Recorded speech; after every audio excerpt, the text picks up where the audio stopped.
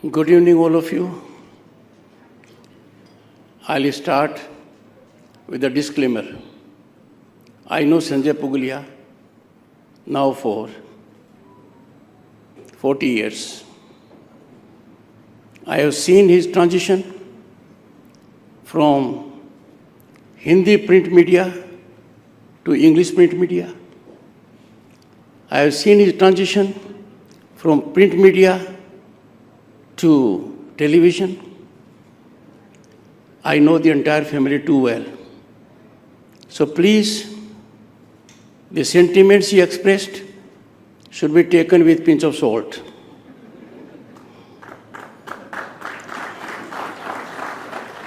I say so, otherwise there may be many caveats. We have in the audience, apart from the awardees, very distinguished people. I need to make reference to them. Former Chairman SEBI, UK Sinha ji, a remarkable human being, brought expertise to his job. Sri Gopal Jain, a distinguished senior advocate, well educated, and doing a good job. I know Sushil Rungta, former Chairman SAIL, for 58 years. His presence compromises my ability to address you, but I'll pick up some courage. Then coming to Padma Vibhushan, the one and the only one, Amjad Ali Khan ji. Sir, you are a source of inspiration, source of motivation, and the handicaps I suffer because of presence of others are more than neutralized by you.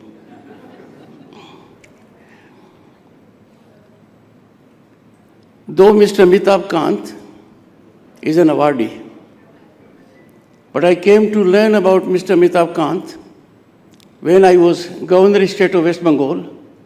People remember me because Mamta ji was Chief Minister there.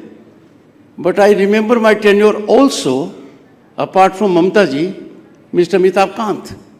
And I'll tell you why. I was heading a group of 10 governors. We had to formulate a policy of ease of governance. He was then in Niti Aayog, a remarkable human being, very innovative, result-oriented, and his contribution helped me greatly on behalf of other 9 governors to formulate a good report. But then we tend to forget. Well, let us go to 2023. He was involved with an assignment that had potential fault lines that could have compromised his career. Organizing G20 was not easy. Organizing P20 was not easy. He came out with sparkling colors. There was no hiccup anywhere. India was recognized globally that we organized P20 so successfully, it became a role model for others. I know him.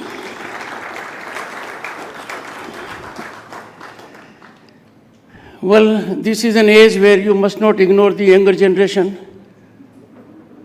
Doesn't matter if he happens to be son of your friend, Mr. Vipul Rungta.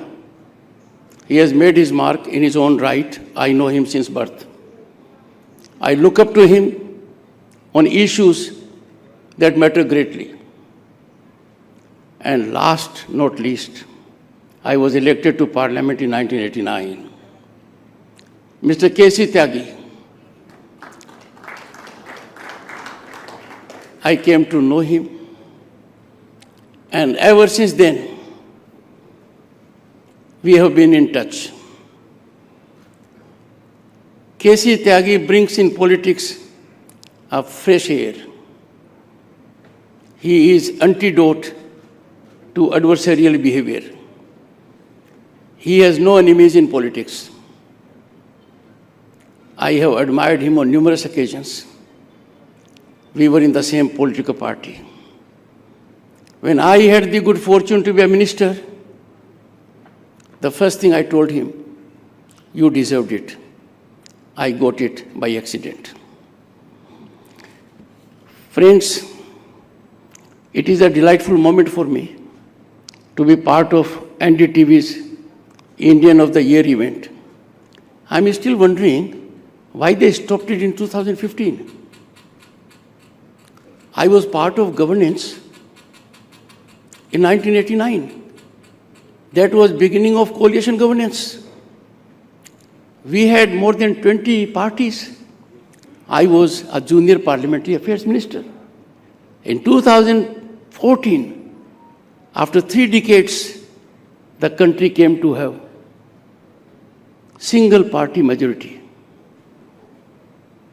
I thought it was a good occasion in 2015 to continue the program. Thereafter, it was not. But I am happy and delighted. It is back on the rails.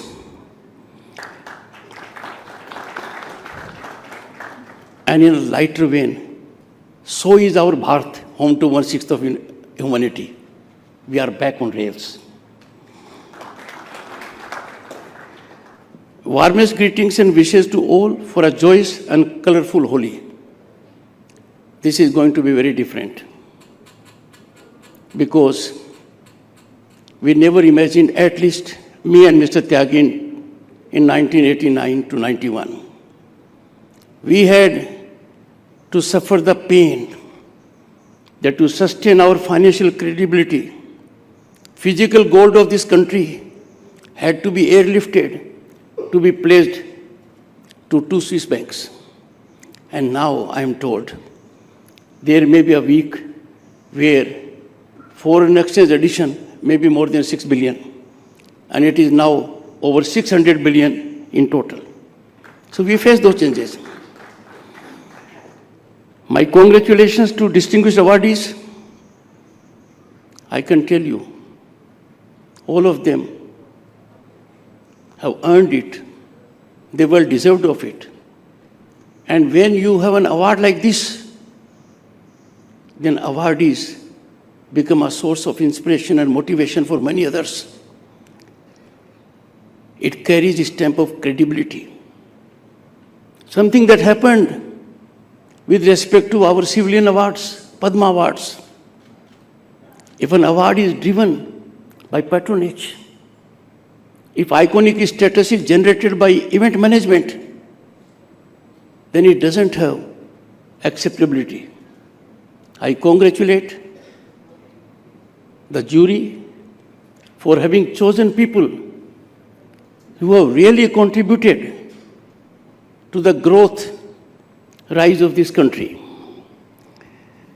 This award will inspire many to join our marathon march for a Viksit Bharat at 2047. Friends, the reverberation of Viksit Bharat is palpable in every corner of our great nation today. It is more than just a call to leapfrog into the future. It is a definite promise. It's a firm promise that in 2047, we will be a developed nation, meaning thereby none will be left behind. The development in this country in last decade has been plateau, not pyramidical. The benefit has accrued to one and all, and in every nook and corner of the country. Recent years have been a testament to India's journey from fragile 5 economies in the world. Fragile 5. We had the good fortune to be in the big 5, leaving behind Canada, UK, and France. It is a matter of time, and I can say less than 2 years, the country will be big 3 economies of the world, ahead of Germany and Japan. So our Amrit Kal, which from every consideration is our Gaurav Kal, in a sense, laying foundation for a developed nation in 2047. National mood in the country is one of hope and possibility. And why not? We have seen unprecedented economic rise. Those who claim to know economy, who were part of dispensation, and who thought and put it in public domain that rise will not be more than 5.5%, did not respond when the rise was over 7.5%. Then we have exponential infrastructural growth that is envied by the world. Bharat Mandapam, Yashobhumi, new building of parliament, our expressways. Just imagine where we are. Even from a global benchmark, we are in big league. Then, well is spread out digital penetration. The benefit is available in the village, in tier 2 cities. People are reaching to a level where they never imagined. They are reaping dividends of it. And then upsurge and emergence of new vistas and opportunities. Our young people today have an ecosystem where they can exploit their energy and talent, their potential, and realize their aspirations and dreams. Affirmative governance has made it possible. Friends, when we look at the world affairs, India's image was never that high, and it is rising. G20 will be remembered for epochal accomplishments. African Union became a member of G20. India became voice of Global South. I can keep on going. Many achievements were there. The entire world witnessed 5,000-old civilizational culture of this country. This is where we are. India in the world is the only constitutionally structured democracy that is at all levels. At the village level, at the municipal level, at the state level, at the central level. We have robust judicial system. In such a situation, we are obvious, I emphasize, India is obvious pacemaker for global peace and harmony. Friends and Mr. Sanjay Pugalia, in such a scenario, media is eminently suited to be an agent to convey right perspectives, to understand India, rather than be prey to orchestrated narratives seeking to taint, tarnish, and demean our image and institutions. It is something which media needs to reflect and take proactive steps. Democratic values optimally blossom and flourish when there is equality before law, when there is accountable and transparent governance, where patronage, nepotism, and favoritism have no space. There was a time when these three pernicious tendencies dominated our working. But that, soothingly, is a matter of the past. Privileged pedigree has disappeared. Equality before law is writing on the wall. Those who thought they are immune to law, they are above law, they are different than others, have realized it to their pain. What can be greater pain to a human soul? Young boy and girl living in the largest democracy, that some people are more equal than others. They are more privileged. That system has gone. In the process, morale of our youth has gone up. Friends, global institutions earlier used to treat us the way they treat our neighbors and other countries. Get into reformist mode, take care of your economy. You need to understand this kind of working. What a big change. All global institutions without exception are praising India, applauding our growth, recognizing our historic achievements. Take any area, IMF, they say we are a bright star in global economy. We are favorite destination of investment and opportunity. World Economic Forum has expressed confidence that India will be a developed nation in 2047. India is at the cusp of immense possibilities. It is no longer a nation with a potential or a sleeping giant. It is on the rise.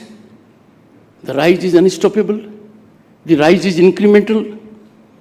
And the growth story transcends beyond skeptics. All this is because the country has affirmative governance policies, visionary leadership, a determined leadership that sees nothing but execution. And the execution is in the shortest time and a ground reality. Inclusive development with unwavering perseverance. Just imagine if these steps had not been taken.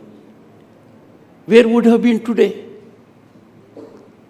Look at the pandemic COVID. But earlier to that, there was a massive banking inclusion. Can you imagine 500 new bank accounts? People have not seen a bank. They thought it was difficult for them to have an account. They had. I don't wish to go to other social parameters. Like every house has a gas connection, a fresh water tap, it has or it is on way to getting it, a toilet. Every village has a center where you can ensure delivery. Lines have disappeared. There was a time people used to take छुट्टी. I'm sure Amitabh Kanji, you must have felt it. आज मुझे छुट्टी लेनी है क्योंकि मुझे बिजली का बिल जमा कराना है. आज मुझे छुट्टी लेनी है कि पासपोर्ट की एप्लीकेशन देनी है. We have transformed. We are in the big league of nations that have availed technology for rendering services. And this has contributed massively to transparent, accountable governance. India, friends, and media in particular needs to take note of it. We are amongst few countries in single digit that are extremely alive to the power of disruptive technologies. Our Quantum Computing Commission is in place. Green Hydrogen Mission. Allocation has been made of 6,000 crore for the earlier one, 19,000 crore for the second one. In artificial intelligence, machine learning, blockchain, our focus is there. Gone are the days when we used to wait that technology will be developed in the West. We will be in the queue to get it. They will decide how much we get it. Circle is complete. India is now epicenter. India leads in harnessing these technologies. Media in such a scenario is an important factor, a great stakeholder in promoting these affirmative changes. It can contribute massively in building great Bharat, a Bharat of our dreams, foundation of which has been laid down in Amrit Kal. No nation, and now I'm coming to what media needs to do according to my perspective. No nation can grow without unflinching, steadfast, emanating from heart commitment to its nationalism and culture in all its facets.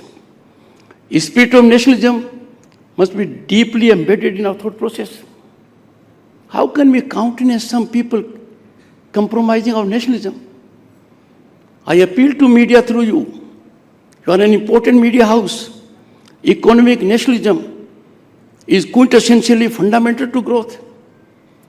If Bharat practices economic nationalism, just imagine we will save in billions drain of foreign exchange.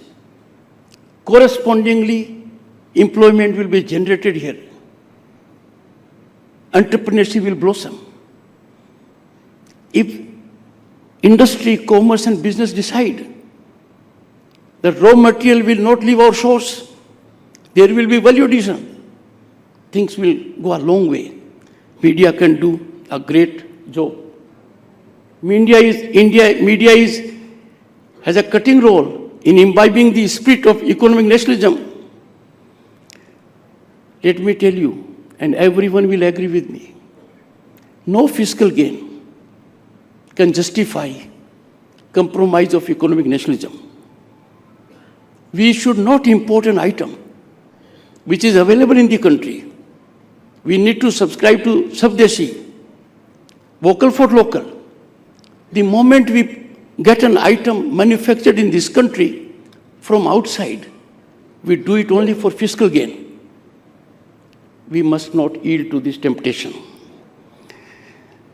Media today shapes public opinion, disseminates information, and wields influence over social discourse. It is main pillar of society and country.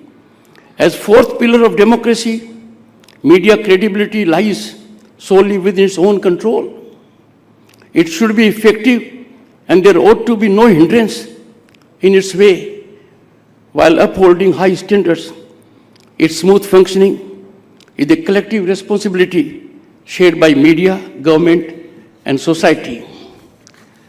Friends, media serves its cause best by being objective and not getting involved in politics. We know the ground reality. I will not reflect more on it. It should take all care and precaution so as not to become a battleground for partisan politics. Media cannot be platform for free fall of untenable information. It damages our democratic fabric. It shatters individual reputations. It destroys institutions. If you start floating information without due diligence, it can wreck our economy, social fabric. How can we have in vibrant, robust democracy like ours that media will give wings to any kind of misinformation? It has to be neutralized, and that I'm sure media should be doing. We are living in times where public is extremely aware. Informed public is the spinal strength of democracy. Misinformation can be ruinous. Media is a natural watchdog to contain and curb such free fall of misinformation and falsehood. If media does not do it, then who will do it? There is urgent need for media and media houses to reflect and have a mechanism in this direction. Fearless, informed, independent media is the safest assurance to nurturing democracy. Let me tell you, I'll make one reference only. Citizenship Amendment Act. Debate is taking place. It is in high decibel. It is orchestrated. And situation is crystal clear. Citizenship Amendment Act does not deprive any Indian citizen of his or her citizenship. Citizenship Amendment Act does not entitle any man or a woman presently living outside the country to get its benefit. Citizenship Amendment Act is a reprieve to those persecuted who are in this country for more than a decade, and there are several decades also for some. Now, if you go by ethos, India has been a sanctuary, a place for those who have been persecuted over centuries. And an impression is generated differently. Media in such a situation has to play its role.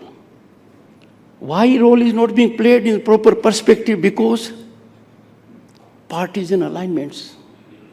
It is good to speak from a platform that media's ethics is this, but people practice it.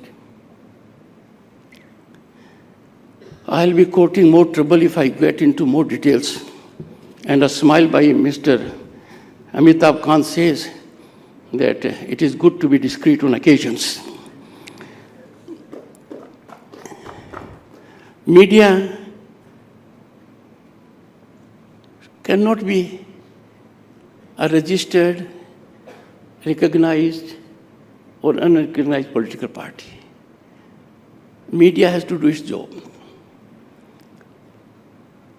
We saw a decade ago some people in the media leveraged decision-making of a high caliber. It went to the extent of positioning in the cabinet, in the government. Media should not be a power broker. Media has only to do its job. Fourth pillar of democracy is also accountable. I appeal to everyone in the media. We are having a Bharat today, home to 1/6 of humanity. The world is looking at us. The world is looking at us with hope, optimism, and confidence that Bharat is a stabilizing force.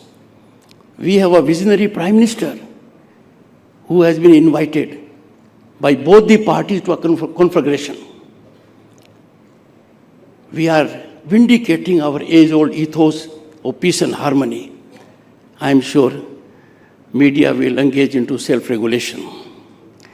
I will appeal to media in particular.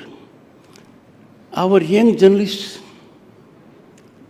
in the villages, in tier 2 towns, in states are doing a great job.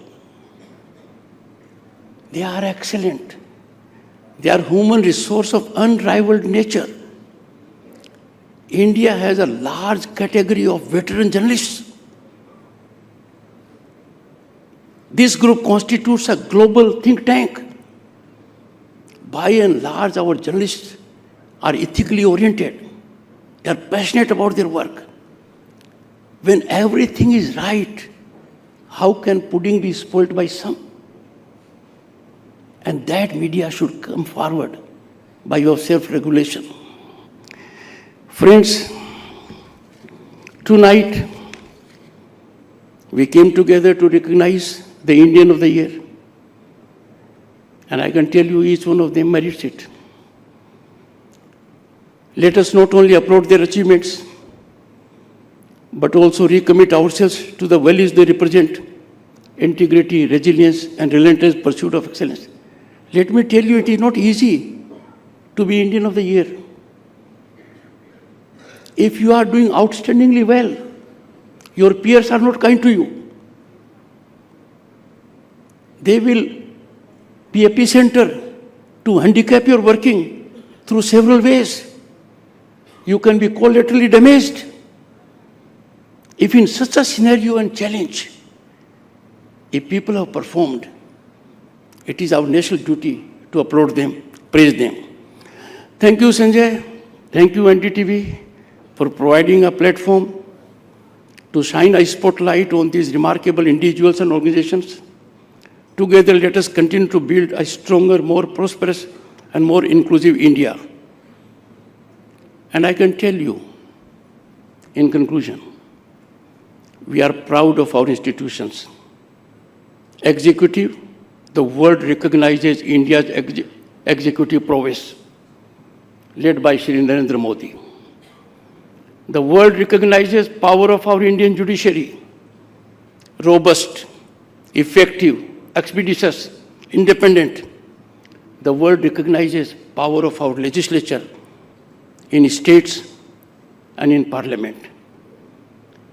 I therefore appeal to the fourth pillar of democracy, that is performing well, but to come to that level, to be in sync, to ensure that marathon march of every Bharatiya, marathon march for Bharata 2047 succeeds beyond our imagination. Thank you so much.